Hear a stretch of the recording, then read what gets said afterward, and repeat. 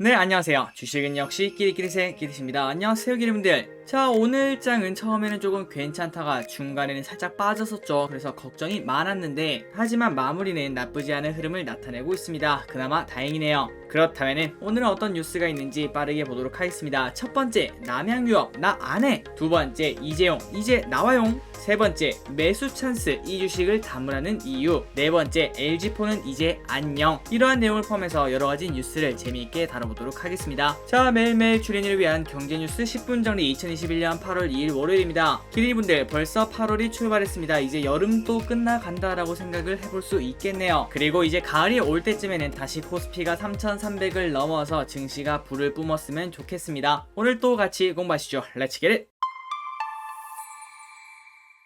자, 첫 번째 뉴스를 보도록 하겠습니다. 완전 결별한다더니 남양유업 홍원식 변심, 주주들 날벼락. 자, 남양유업의 매각이 삐걱대고 있다고 합니다. 그런데 우리가 지난달인가요? 같이 공부했을 때 정말 번갯불에 콩을 볶아 먹듯이 빠르게 매각을 진행했던 걸로 기억하고 있을 텐데요. 하지만 그 매각이 다시 삐걱대고 있다고 합니다. 그리고 그 이유는 홍원식 남양유업 회장의 변심 때문이라고 하는데요. 한번 내용을 보도록 하겠습니다. 자, 매각이 삐걱대고 있습니다. 남양유업 회장이 경원권 매각 시점을 돌연 연기를 했다고 하는데요. 자, 이렇게 연기를 하니까 홍 회장 일가의 남양유업 지분을 인수하기로 한 사모펀드 한행컴퍼니는 법적 조치를 포함한 대응 방안을 검토하고 있다고 합니다. 그리고 업계 안팎에서는 최악의 경우 매각 결렬 가능성까지 제기되고 있다고 하는데요. 자, 원래 같은 경우에는 지난 30일, 그러니까 이미 끝났어야 되겠죠. 경영권 이전 거래는 3일 전에 마무리될 예정이었다고 합니다. 그때 남양유업 임시 주주총회를 열어서 신규 이사진이 선임되고 주식 매매 대금 지급을 마무리해서 남양유업 최대 주주가 바뀌는 수순만 남아있었다고 하는데요.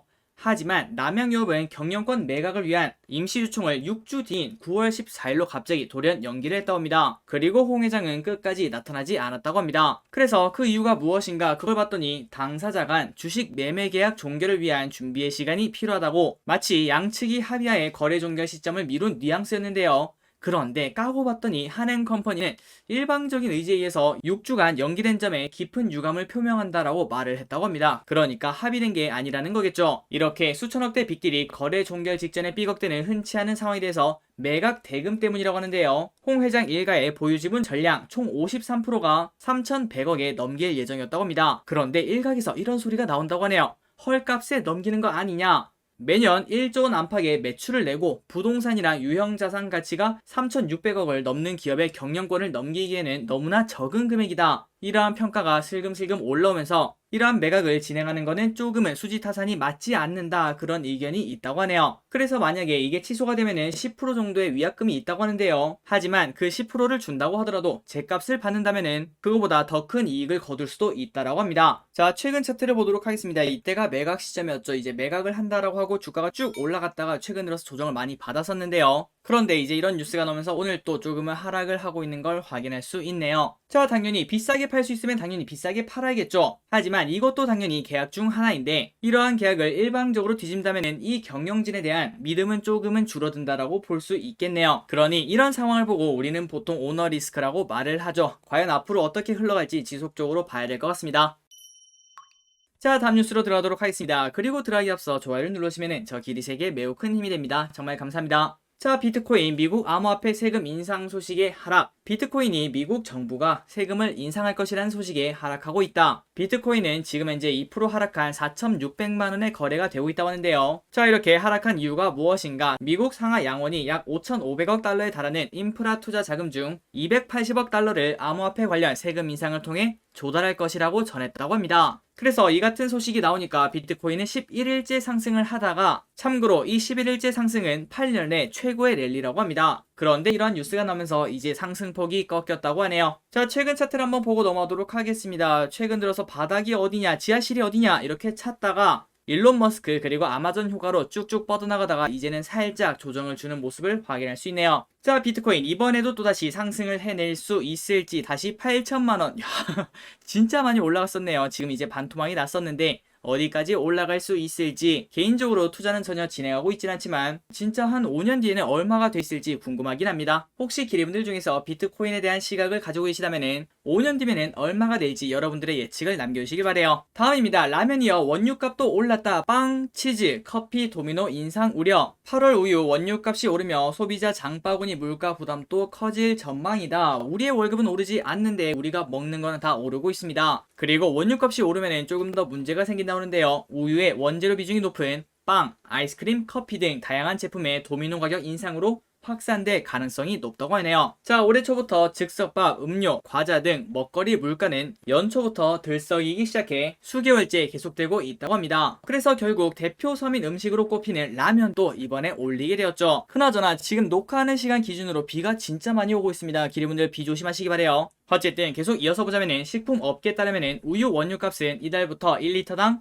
926원에서 947원으로 2.3% 인상이 된다고 합니다. 그래서 이렇게 원유값이 오르니까 다른 유업체들의 순차적 가격 인상이 예상이 된다고 합니다. 여기도 마찬가지로 항상 업계 1위가 가격 인상을 단행하면 후순위 업체들이 동참해 왔는데요. 2018년 우유값 인상 당시에도 서울우유협동조합이 우유값을 인상하자 남양유업 등 타 업체들의 가격 인상이 잇따랐다고 합니다. 그런데 문제는 이거라고 합니다. 지금 어쩔 수 없이 가격을 올려야 되긴 하는데 사람들이 우유를 먹지 않는다는 게 문제죠. 자, 저출산 기조로 이어지면서 우유 소비가 대폭 줄었는데요. 가격까지 인상하게 되면 매출 타격은 불가피하다는 게 중론입니다. 그런데 이윤을 추구해야 되는 기업의 특성상 원가 부담을 그대로 떠안을 수도 없겠죠. 그래서 이 부분은 진퇴양난이라고 볼 수 있겠네요. 하지만 이거보다 더 중요한 거는 다른 먹거리의 가격 인상이 더 신경이 쓰인다고 합니다. 그래서 빵, 치즈, 아이스크림, 커피가 원가 압박을 받는다고 하는데요.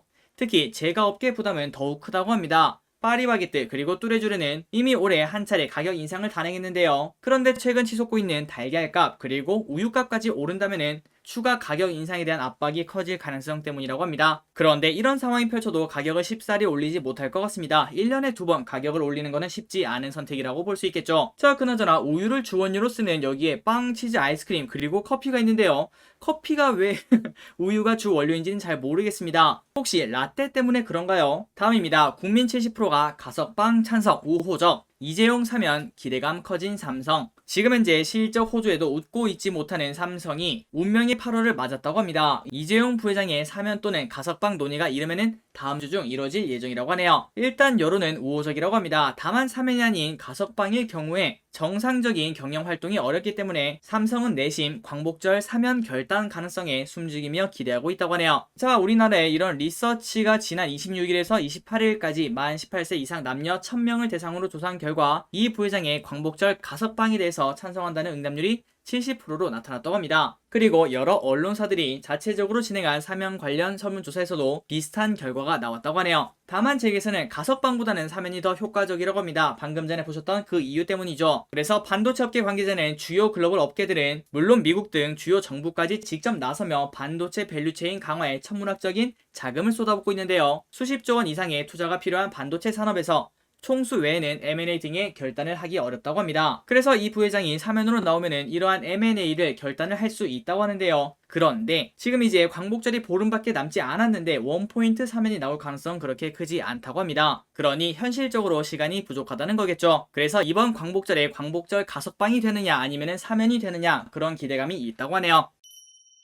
자, 이 뉴스는 매우 중요합니다. 기리분들 집중하시기 바래요. 추천 종목 믿었는데 시세 조정 유튜버 그리고 투자 카페 등 72명 적발. 주식 관련 유명 유튜버 A씨는 기릿은 아닙니다. 주식 수와 1일 거래량이 적어 물량을 장악할 수 있는 우선주를 매입해서 차익을 내기 위한 시세 조정을 계획했다고 합니다. 그래서 선침해를 한 다음에 추천을 하고 그리고 열심히 팔아서 13억의 부당 이득을 챙겼다고 하네요. 그리고 또한 인터넷 주식 카페에서도 영향력을 행사하고 있는 B씨는 똑같은 방식으로 선행 매수한 다음에 주가가 오르면 열심히 파는 그런 방식을 사용해 6억 6천만 원을 벌었다고 합니다. 아주 죄질이 나쁘다고 볼 수 있겠죠. 자, 그래서 증선이는 이렇게 말했다고 합니다. 투자자들은 주식 투자 카페나 인터넷 토론방에 있는 주식 투자자 콘텐츠 종목 추천을 맹목적으로 따르면 안 된다며 이 부분은 기리분들도 꼭 알고 계셔야 됩니다. 이 세상에 모든 주식 투자를 성공하는 사람은 당연히 없겠죠. 만약 설령 그런 사람이 있더라도 우리한테 그런 거 알려주지 않을 것 같습니다. 그 좋은 거를 자기 혼자 하지 왜 남한테 알려주겠습니까? 그런데 우리는 카페나 아니면 유튜브를 보고 이 정도면 뭐 전문가니까 좀 믿고 따라가도 되겠지 이런 생각을 쉽게 한다는 거겠죠. 그렇기 때문에 그런 추천을 맹목적으로 따르면 안 되며 기업의 전반적인 재무 상태, 향후 정상적인 사업 운영 여부까지 살펴본 뒤 신중하게 투자를 해야 된다고 합니다. 그러니 기리분들 저 기릿도 절대 믿으시면 안 된다는 거 알고 계시죠? 저 기릿이 나중에 단톡방을 만든다거나 아니면은 리딩방을 만든다거나 그런 식으로 행동하고 그런 식으로 권유를 한다면은 누군가가 저 기릿을 무조건 사칭하는 거라고 생각해 볼 수 있겠죠. 그러니 항상 저 기릿을 의심하시고 그리고 검증해 주시기 바랍니다. 계속 이어서 보도록 할게요. 자, 금융위는 이날 2분기 불공정거래 사건 발표 외에 이례적으로 특정 종목 집중 매수 운동이 자본시장법 위반 소지가 있다며 위법 행위가 발견되면 엄정 조치하겠다고 말했다고 합니다. 자, 이거는 딱 하나를 겨냥했다고 하는데요. 바로 지난달에 있었던 한국판 게임 스톱 운동 기억나시죠? 거기에 대한 경고를 보낸 것이라는 해석이 나온다고 합니다. 그래서 오는 18일 전후에 광복절이죠. 그때 한투현은 K스톱 공매도 파산 운동을 펼치겠다고 했는데요. 이 부분에 대해서 경고를 내렸다고 하네요. 다음입니다. 매수 찬스 왔다. 조선주 담으라는 전문가. 그 이유가 있다. 한번 내용을 보도록 할게요. 자, 지난달 한국조선해양은 3.3% 내려서 13만원의 거래를 마쳤다. 5월 11일 고점 대비 20%나 떨어졌는데요. 대우조선해양도 이날 2.8%나 하락했다고 하네요. 그래서 52주 최고가 대비 20% 하락해 연초 이후 상승분을 대부분 반납을 한 상태라고 합니다. 그러니까 최근 흐름이 좋지 않았다는 거겠죠. 자, 이렇게 주가가 급락한 이유가 무엇인가? 바로 후판가 인상 때문인데요. 후판은 선박에 쓰이는 두꺼운 철판인데 조선 원가의 무려 20%를 차지한다고 합니다. 그런데 최근 들어서 후판 가격이 계속 올라가고 있다는 그런 뉴스를 보신 기억이 계실 겁니다. 그러다 보니 연초보다 60%나 올라서 톤당 115만원으로 전망이 된다고 하는데요. 이렇게 후판가가 오르니까 당연히 그 후판을 사용해서 만드는 조선업계는 영업이익률이 나빠질 수밖에 없을 것 같습니다. 그것 때문에 주가가 미리 빠졌다고 하네요. 하지만 전문가들은 이제부터는 다르다고 합니다. 3분기를 매수 기회로 보고 있는데요. 4분기부터는 후판가 인상분을 선가에 전가할 것으로 예상되기 때문이라고 합니다. 그 말은 후판가에서 만약에 1,000억원이 더 많이 든다면은 선가, 그러니까 배값에 1,000억원을 더 붙이겠다는 거겠죠. 그리고 또한 5월 이후로 주가가 조정받았기 때문에 고점 대비 20%가 빠졌기 때문에 가격 메리트도 상당히 커졌다는 분석이라고 합니다. 최근 조정으로 조선주의 유일한 약점이었던 밸류에이션 부담이 완화되고 있다고 했다고 하네요. 그래서 신영증권은 조선업 최선호주로 한국조선해양을 그리고 현대미포조선을 제시했으며 하나투자증권은 현대미포조선 그리고 마지막으로 메리츠는 대우조선해양을 토픽으로 꼽았다고 합니다. 그러니 삼성중공업을 제외하고 나머지 조선 3사를 이렇게 꼽은 걸 확인할 수 있네요. 자, 기회분들 만약에 조선업을 공부해 보신다면 이렇게 여러 가지를 같이 사는 게 맞다라고 생각합니다. 한번 차트를 보도록 할게요. 최근 들어서 주가가 많이 빠지는 걸 확인할 수 있습니다. 한국조선해양은 16만원에서 13만원까지 쭉 떨어지는 걸 확인할 수 있고 최근 들어서 떨어지다가 살짝 바닥을 다지려고 하는 모습을 보여주고 있죠. 자, 과연 앞으로 이 60일선 노란 선 있죠. 이거를 뚫고 올라갈 수 있을지 그거를 보시면 좋을 것 같고 현대미포조선도 마찬가지의 흐름을 보여줄 수 있을지 그거를 관심있게 보면 좋을 것 같습니다. 중국 기업 사실상 미국 상장길이 막혔다고 합니다. 미국 증권 당국이 중국 기업들의 증시 상장 시 중국 정부의 정책이 업체에 미치는 영향을 상세히 알려야 된다고 밝혔다. 이에 따라 중국 업체의 미국 증시 상장길이 더 좁아졌다는 평가가 나온다고 하네요. 미국 증권거래위원회 SEC라고 한다고 합니다. 전날 미국에서 지분을 매각하려는 중국 기업을 대상으로 잠재적 리스크와 관련해 더 많은 공시를 요구하는 조치를 발표했다고 하네요. 자, 소학개미 기리분들 중에서도 중국 기업에 투자하시는 분이 많은 걸로 알고 있는데요. 하지만 최근 들어서 정말 많은 뉴스가 나오면서 생각보다 어려운 길이라는 걸 그런 걸 증명하고 있는 것 같습니다. 또한 우리나라에도 이제 주식을 시작한 지 얼마 안 되신 분들이 저평가주가 뭔가 찾다가 이제 중국에 관련된 기업을 찾기 시작하는데요. 그 이유가 이름을 말하긴 조금 그렇지만 중국에서 관련된 기업은 진짜 말도 안 되는 저평가를 가지고 있습니다. 하지만 그런 이유가 당연히 있겠죠. 언제 어디서 어떤 일이 터질지 그리고 상장 폐지가 터질지 그런 것들을 전혀 예측할 수가 없으니까 중국에 관련된 기업들은 일단은 피하는 게 좋을 것 같습니다. 자, 다음입니다. 이 부분은 많이들 궁금해하셨을 것 같은데요. 카뱅에 막힌 은행주 실적과 배당을 보라. 자, 이번 주 금요일날 카카오뱅크가 상장을 합니다. 그러다 보니까 야, 카카오뱅크가 저렇게 높은데 다른 은행은 뭐하냐? 이런 얘기가 많이 나오고 있는 것 같은데요. 한번 내용을 보도록 할게요. 8월 증시가 경기 피크아웃 등에 대한 우려로 박스권에서 벗어나지 못하고 있는 가운데 실적 호조와 배당이라는 두 가지 모멘텀을 겸비한 금융주가 대안으로 주목받고 있다고 합니다. 지난주 코로나19 확산세, 인터넷 은행 상장 이슈 등 이런 것들 때문에 약세를 보였지만 하반기에는 저평가 매력이 부각되며 상승 기류를 탈 것이라는 분석이라고 하네요. 자, 최근 금융주들은 델타베니 그리고 카카오뱅크 때문에 전반적인 약세를 기록했다고 합니다. 그 반면 증권가에서는 금융주들의 상반기 호실적과 배당 성향 강화를 지목하며 목표 주가 상향 조정에 나섰다고 하는데요. 자, 우리금융지주는 3.4에서 11%가 상승, 하나금융투자는 7.5% 상승, 신한지주는 4.3%까지 상향 조정했다고 합니다. 자, 이런 이유가 무엇인가? 금융사들이 올해 상반기 역대급으로 실적을 견고한 펀더멘털을 내보였지만 주가는 절대적으로 저평가된 상태라는 게 주된 이유라고 하네요. 그리고 또한 은행 중심의 금융 시스템을 고려했을 때 카뱅 상장을 앞둔 은행주 조정 역시 일시적인 현상에 그칠 것이라고 덧붙였다고 합니다. 그리고 플러스 8월 경기 둔화 우려가 커지며 박스피 증시가 전망되는 가운데 금융주들이 지닐 배당 매력도 주목이 된다고 합니다. 자, 최근 신한지주 그리고 KB금융 최근 들어 쭉 떨어지다가 이제 슬금슬금 고개를 들려는 그런 모습을 보여주고 있는데요. 하지만 지금 전문가들은 이렇게 떨어지고 있을 때 이때가 기회일 수도 있다 이렇게 말하고 있습니다. 자, 다음 뉴스입니다. 아마도 LG폰을 사용하시는 분들도 아직도 많으실 것 같은데요. 추억가득 김태희 폰도 프라다 폰도 굿바이. 5조 적자 LG폰 26년 만에 철수. LG전자가 26년 역사를 뒤로하고 7월 31일부로 모바일 사업부를 완전히 철수를 했다고 합니다. 그 이유는 24분기 연속 누적된 5조 원에 가까운 적자 탓이라고 하네요. 지금 스마트폰 시장에서는 2인자 이미지가 강한 LG폰이었지만 한때 시대를 풍미할 만큼 찬란한 시절도 있었습니다. 자, 위에 보시면 롤리팝 기억나십니까? 저 기리스는 아직도 이 노래를 가끔 듣기도 합니다. 이때의 롤리팝은 정말 큰 인기를 끌었다고 볼 수 있을 것 같고요. 그리고 이 폰 또 사용하신 기리분들도 많으실 거라고 생각합니다. 김태희 폰이죠. 자, 이런 식으로 LG전자는 2000년대 초중반 초콜릿폰, 샤인폰, 프라다폰 이런 피처폰으로 승승장구를 하며 노키아와 삼성전자에 이어 세계 시장 점유율 3위까지 기록했던 황금기회가 있었다고 합니다. 하지만 이게 독약이었다고 하네요. 2007년에 애플을 필두로 휴대전화 시장에서는 스마트폰이란 새로운 패러다임이 이식되고 있었지만 피처폰 신화를 쓰고 있던 LG전자는 이를 인정하지 않았다고 합니다. 변방 수준이던 삼성전자 역시 스마트폰 사업에 빠르게 뛰어들었지만 LG전자는 아직 시장은 스마트폰을 원하지 않는다며 후속 피처폰 개발에만 역량을 집중했다고 하네요.